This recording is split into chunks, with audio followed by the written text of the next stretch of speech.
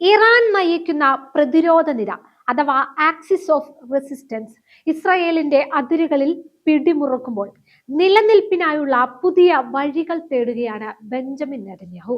Israel ഇനി അഭിമുഖീകരിക്കാൻ പോകുന്നത് വമ്പൻ വെല്ലുവിളികളാണ്. പശ്ചിമേഷ്യയിൽ ഇസ്രായേൽ എന്ന അധിനിവേശ ശക്തി അതിന്റെ ചരിത്രത്തിലെ ഏറ്റവും വലിയ ഭീതിയിലൂടെയാണ് ഇപ്പോൾ കടന്നു പോകുന്നത്. കഴിഞ്ഞ ഞായറാഴ്ച അദ്ദേഹം പ്രഖ്യാപിച്ച ഹെക്സഗൺ ഓഫ് അലയൻസ് അഥവാ 6 വശങ്ങളുള്ള സഖ്യം യഥാർത്ഥത്തിൽ ഇസ്രായേലിന്റെ തകർച്ച തടയാനുള്ള ഒരു അവസാന ശ്രമം മാത്രമാണ്. ഭൂപടത്തിൽ വരച്ചു വെക്കുന്ന പുതിയ വരകളിലൂടെ ലോകത്തെ തെറ്റിദ്ധരിപ്പിക്കാനാണ് അദ്ദേഹം ശ്രമിക്കുന്നത്. ഇസ്ലാമിക ലോകത്തെ സുന്നി എന്നും ഷിയ എന്നും വിഭജിച്ച് പരസ്പരം അടുപ്പിക്കുക എന്നത് സാമ്രാജ്യത്വ ശക്തികളുടെ കാലപ്പഴക്കം ചെന്ന തന്ത്രമാണ്. പശ്ചിമേഷ്യയെ സുന്നി ഷിയ പക്ഷങ്ങളായി വിഭജിച്ചുകൊണ്ട് നെതന്യാഹു സംസാരിക്കുമ്പോൾ മുസ്ലിം രാഷ്ട്രങ്ങൾക്കിടയിൽ ഭിന്നതയുണ്ടാക്കുക എന്ന ഗൂഢ ലക്ഷ്യം വ്യക്തമാണ്. എന്നാൽ ഇറാന്റെ നേതൃത്വത്തിൽ ഇന്ന് ഈ വിഭജനങ്ങൾക്കപ്പുറം പലസ്തീൻ വിഷയത്തിൽ ഒന്നിക്കുന്നത് ഇസ്രായേലിനെ വല്ലാതെ ഭയപ്പെടുത്തുന്നു. മതപരമായ വിഭജനങ്ങൾ കൊണ്ട് ഇനി രക്ഷയില്ലെന്ന് ഇസ്രായേൽ തിരിച്ചറിഞ്ഞിരിക്കുന്നു. ഇന്ത്യ, ഗ്രീസ്, സൈപ്രസ് തുടങ്ങിയ രാജ്യങ്ങളെയും പേര് വെളിപ്പെടുത്താത്ത ചില അറബ് രാഷ്ട്രങ്ങളെയും കൂട്ടുപിടിച്ച ഒരു ഹെക്സഗൺ നിർമ്മിക്കാനാണ് ഇസ്രായേലിന്റെ നീക്കം. തങ്ങൾക്കെതിരെ നിൽക്കുന്ന രാജ്യങ്ങളെ തീവ്രവാദികൾ എന്ന മുദ്ര കുത്തിക്കൊണ്ട് അന്താരാഷ്ട്ര പിന്തുണ നേടാനാണ് നെതന്യാഹു ശ്രമിച്ചുകൊണ്ടിരിക്കുന്നത്.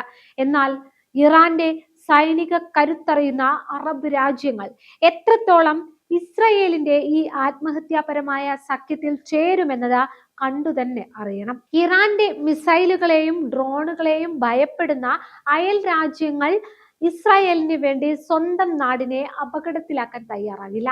ഇറാനെ സംബന്ധിച്ചിടത്തോളം ഇത്തരം സഖ്യങ്ങൾ പുത്തരിയൊന്നുമല്ല.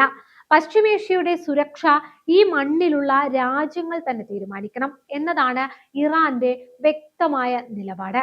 പുറത്തു നിന്നുള്ള ശക്തികളെ, പ്രത്യേകിച്ച് അമേരിക്കയെയും ഇസ്രായേലിനെയും കൊണ്ടുവന്ന് ഇവിടെ സൈനിക താവളങ്ങൾ നിർമ്മിക്കാനുള്ള നീക്കം ഇറാൻ വെച്ചു പൊറുപ്പിക്കില്ല. ഇസ്രായേലിനെ സഹായിക്കാൻ വരുന്ന ഏതൊരു ശക്തിയും ഇറാന്റെ അത്യാധുനിക മിസൈലുകളുടെ പരിധിയിലായിരിക്കുമെന്ന് ടെഹ്റാൻ ഇതിനകം തന്നെ കടുത്ത മുന്നറിയിപ്പ് നൽകിയിട്ടുണ്ട്. ഈ സഖ്യത്തിൽ ഇന്ത്യയെ ഉൾപ്പെടുത്തിയതിനെ ഇറാൻ അതീവ ഗൗരവത്തോടെയാണ് നോക്കിക്കാണുന്നത്. ചബാഹർ പോർട്ട് ഉൾപ്പെടെയുള്ള തന്ത്രപരമായ പദ്ധതികളിൽ ഇറാന്റെ പ്രധാന പങ്കാളിയാണ് ഇന്ത്യ. ഇസ്രായേലിന്റെ യുദ്ധ താല്പര്യങ്ങൾക്കായി സ്വന്തം നിലപാടുകൾ മാറ്റുമോ എന്ന ചോദ്യം വളരെ പ്രസക്തമാണ്. പക്ഷെ അങ്ങനെ ഉണ്ടാകില്ല എന്ന് പ്രതീക്ഷിക്കാം. സഖ്യങ്ങളെ കുറിച്ച് വാചാലനാകുമ്പോഴും നെതന്യാഹു മറന്നു പോകുന്ന ഒരു വസ്തുതയുണ്ട്. ലോകം അദ്ദേഹത്തെ കാണുന്നത് ഒരു നയതന്ത്രജ്ഞനല്ല, മറിച്ച് ഗാസയിലെ പിഞ്ചു കുഞ്ഞുങ്ങളെ കൊന്നൊടുക്കിയ ഒരു യുദ്ധ കുറ്റവാളിയായാണ്. അന്താരാഷ്ട്ര ക്രിമിനൽ കോടതി അദ്ദേഹത്തിനെതിരെ അറസ്റ്റ് വാറന്റ് പുറപ്പെടുവിച്ചു കഴിഞ്ഞിരിക്കുന്നു. രസകരമായ മറ്റൊരു കാര്യം, അദ്ദേഹം തന്റെ സഖ്യകക്ഷികളായി വിശേഷിപ്പിച്ച ഗ്രീസും സൈപ്രസും ഈ കോടതിയിൽ അംഗങ്ങളാണ് എന്നതാണ്. സഖ്യം ചർച്ച ചെയ്യാൻ നെതന്യാഹു ഈ രാജ്യങ്ങളിൽ കാലുകുത്തിയാൽ അദ്ദേഹത്തെ കയ്യോടെ അറസ്റ്റ് ചെയ്യാൻ ആ രാജ്യങ്ങൾ നിയമപരമായി ബാധ്യസ്ഥരാണ്. ഈ ഹെക്സഗൺ സഖ്യം വെറുമൊരു ചീട്ടുകൊട്ടാരമാണെന്ന് അന്താരാഷ്ട്ര നിരീക്ഷകരും അടിവരയിടുന്നു. കിങ്സ് കോളേജ് ലണ്ടനിലെ പ്രൊഫസർ ആൻഡ്രിയാസ് ക്രീക്ക് പറയുന്നത് നെതന്യാഹു തന്റെ ആശയത്തെ അമിതമായി പർവ്വതീകരിച്ചു കാണിക്കുകയാണെന്നാണ്. പേര് വെളിപ്പെടുത്താത്ത രാജ്യങ്ങൾ ഇസ്രായേലിനൊപ്പം ഉണ്ടെന്ന് പറയുന്നത് വെറും വായ്ത്താരിയാണ്. ഇതൊരിക്കലും നാറ്റോ പോലെയുള്ള ഒരു ശക്തമായ സഖ്യമൊന്നുമല്ല, മറിച്ച് ചില ചെറിയ സുരക്ഷാ ഇടപാടുകൾ മാത്രമാണ്. ഒരു ഔദ്യോഗിക സഖ്യം ഉണ്ടാക്കാൻ പോലും ലോകരാഷ്ട്രങ്ങൾ ഭയപ്പെടുന്നു എന്നതാണ് വാസ്തവം. ഇറാന്റെ ആക്സിസ് ഓഫ് റെസിസ്റ്റൻസ് അഥവാ പ്രതിരോധ നിരയ്ക്ക് വ്യക്തമായ ലക്ഷ്യങ്ങളുണ്ട്. അത് അടിച്ചമർത്തപ്പെട്ടവരുടെ ശബ്ദമാണ്. യമനിലെ ഹൂത്തികൾ ഇസ്രായേലിന്റെ ചെങ്കടലിലെ സ്വാധീനം തകർത്തു കഴിഞ്ഞിരിക്കുന്നു. ഇറാഖിലെ ഷിയ സായുധ ഗ്രൂപ്പുകളും ഇറാനുമായി ചേർന്ന ഇസ്രയേൽ അമേരിക്കൻ താൽപര്യങ്ങളെ നിരന്തരം വെല്ലുവിളിക്കുന്നു. ഇസ്രയേൽ അനലിസ്റ്റ് ഒറി ഗോൾഡ് ബെർഗ് പറഞ്ഞതുപോലെ ഇസ്രയേൽ ഇന്ന് ലോകത്തിന് മുന്നിൽ ഒരു ബാഡ് ന്യൂസ് ആണ്. അസ്ഥിരതയും അശാന്തിയും മാത്രം നൽകുന്ന ഒരു രാജ്യത്തോടൊപ്പം നിൽക്കാൻ ആരും ആഗ്രഹിക്കുന്നില്ല. നെതന്യാഹുവിന്റെ എക്സഗൺ വെറുമൊരു പേരുമാറ്റം മാത്രമായി അവശേഷിക്കുമ്പോൾ ഇറാന്റെ പ്രതിരോധ നിര പശ്ചിമേഷ്യയുടെ വിമോചനത്തിനായി മുന്നേറുകയാണ്. ഗാസയിലെ വംശഹത്യക്കെതിരെ സുന്നി രാജ്യങ്ങളായ സൗദിയും ഈജിപ്തും തുർക്കിയും ഇന്ന് ഇറാന്റെ നിലപാടുകളോട് ചേർന്ന് നിൽക്കുന്നു. നെതന്യാഹുവിന്റെ എക്സഗൺ വെറും കടലാസുപുലിയാണ്.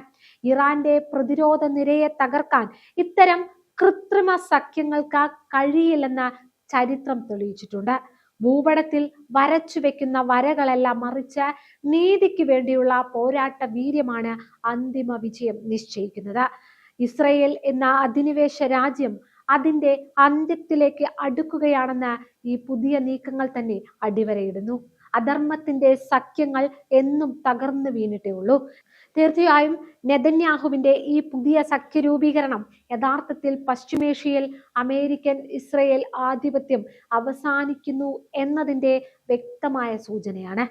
ദശകങ്ങളായി ഈ മേഖലയെ തങ്ങളുടെ താൽപര്യങ്ങൾക്കായി ഉപയോഗിച്ച പാശ്ചാത്യ ശക്തികൾക്ക് ഇന്ന് ഇറാൻ എന്ന കരുത്തുറ്റ ശക്തിയെ മറികടക്കാൻ സാധിക്കുന്നില്ല.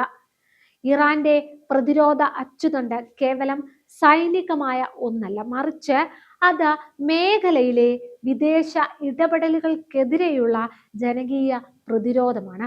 അറബ് രാജ്യങ്ങൾ പോലും ഇന്ന് അമേരിക്കയുടെ സമ്മർദ്ദത്തിന് വഴങ്ങാതെ ഇറാന്റെ നിലപാടുകളോട് അനുഭാവം പ്രകടിപ്പിക്കുന്നത് പശ്ചിമേഷ്യയിലെ രാഷ്ട്രീയ സമവാക്യങ്ങൾ മാറി മറിഞ്ഞു എന്നതിന്റെ തെളിവാണ്. നെതന്യാഹുവിന്റെ എക്സഗൺ ഈ മാറ്റത്തെ തടയാനുള്ള ഒരു പാഴ്ശ്രമം മാത്രമായി ചരിത്രത്തിൽ രേഖപ്പെടുത്തപ്പെടും. അവസാനമായി നാം കാണുന്നത് ഒരു വശത്ത് ഇസ്രയേൽ എന്ന ഒറ്റപ്പെട്ടുപോയ രാജ്യത്തിന്റെ നിലനിൽപ്പിനായുള്ള നെട്ടോട്ടവും മറുവശത്ത് ഇറാന്റെ നേതൃത്വത്തിലുള്ള സുദൃഢമായ മുന്നേറ്റവുമാണ്. അന്താരാഷ്ട്ര നിയമങ്ങളെയും മനുഷ്യാവകാശങ്ങളെയും പുല്ലുവില കൽപ്പിക്കുന്ന ഒരു ഭരണകൂടത്തിന് അധികകാലം പിടിച്ചു നിൽക്കാൻ കഴിയില്ലെന്ന് ചരിത്രം നമ്മെ ഓർമ്മിപ്പിക്കുന്നുണ്ട്. ഇസ്രയേലിന്റെ തകർച്ച അത് അധികം വൈകാതെ സംഭവിക്കുമെന്ന് ടെഹ്റാൻ വിശ്വസിക്കുമ്പോൾ ഇത്തരം കൃത്രിമ സഖ്യങ്ങൾ ആ പ്രക്രിയയുടെ വേഗത കുറയ്ക്കാൻ പോലും പ്രാപ്തമല്ല എന്നതാണ് മറ്റൊരു യാഥാർത്ഥ്യം. സ്വന്തം അതിർത്തിക്കുള്ളിൽ പോലും സുരക്ഷിതമല്ലാത്ത ഒരു രാജ്യത്തിന് എങ്ങനെയാണ് പശ്ചിമേഷ്യയുടെ കാവൽക്കാരാകാൻ സാധിക്കുക? പശ്ചിമേഷ്യയുടെ മണ്ണ് അതിന്റെ യഥാർത്ഥ അവകാശികളിലേക്ക് തിരികെ എത്തുന്ന കാലം വിദൂരമല്ല.